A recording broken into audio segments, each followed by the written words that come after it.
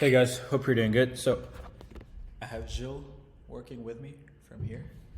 And I sent this email earlier today. If you're not on my email list, you can literally look at any link in the kind of like the description area and just get any free thing. Get the 5 days to 50K a month program, opt in into anything, maybe book a call with my team. And then you'll start receiving kind of like the daily emails that I send to my list, right? And this lesson was really good and I wanted to actually put it on YouTube. So let's get into it. So the topic is, don't follow the right process for the wrong outcome. The fastest path to a $10 million company isn't the fastest path to a $50 million company. The fastest path to a 100K year business is not the fastest path to a 100K a month business. You may read this, or hear me say it, and you kind of like maybe not be sure of what I mean, or maybe you think you understand. But the other day I was on a call with my team and I used the following analogy, right? Because I wanted to figure out how can I kind of like make sure that someone understands it to the level, to the depth that I want it understood, or at least to the same depth that I understand it, okay? And this analogy was really cool, so I thought it's good for me to use it. So it says that the fastest path to the second floor in a building is not the fastest path to the 29th floor of that same building. So as an example, I live on the 29th floor today, 29th and 30th, because it's on 2 levels. But if I wanted to go to the second floor, I wouldn't necessarily use the same, like the fastest path to the second floor is using the stairs, because if I click on a button to wait for the elevator to come, it may take a few moments. It may come back to the level beneath me, so it can take the people who are beneath me, so then it can pick me up. But if I want to go on the 29th floor, the stairs may not be optimal. It's the elevator actually is faster. So when you're trying to figure out what you should do for your business, ask yourself, what is the fastest path for me to getting there, even if it may be short term? Like short term, you don't actually get there faster, but on a longer time frame, you actually end up getting there faster. So it's like, if you want to get really, really big, you should take the path that takes the longest to give you a shorter, like, I don't know how I can say it. It's like, if you're trying to make $1 million, you should not be trying to build and work like someone who's trying to make 100 grand, right?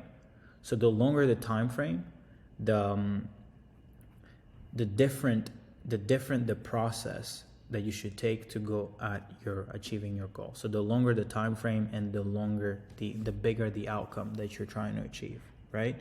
So I also when I'm building our products and services, I keep this in mind. If your goal is to make 30K a month, I'm not going to ask you to become a 7-figure leverage consultant. But if you're trying to make 300 grand per month profit, I will most definitely suggest you the 7-figure leverage consultant model, right? In the $100 to $100 million webinar that I documented, I actually broke down the model I used to scale to 400K in profit in a single month. So when I release the webinar, make sure that you check that out, right? But the whole thing that I want you to understand here is, are you trying to go to the second floor, or are you trying to go to the 29th floor? Okay? Keep that in mind. Make sure you understand it. You have to ask yourself, because if you understand this explanation or this theory, then it gets it's a lot easier to make hard decisions, right? It's a lot easier for you to not be as profitable short term, because you understand that, hey, this path may not necessarily get me to 100K a month as fast. It may not get me to the second floor as fast as taking the stairs, but it will help me get to $1 million a month to the 29th floor much faster, right? And I first heard this lesson from I was at this event. I won't say what it is, but the consultants who were there mentioned it, that hey, the fastest path to a $10 million company is not necessarily the fastest path to a $30 million company. And I could understand it, but I didn't understand it as well when I found this analogy of using the stairs versus the elevators.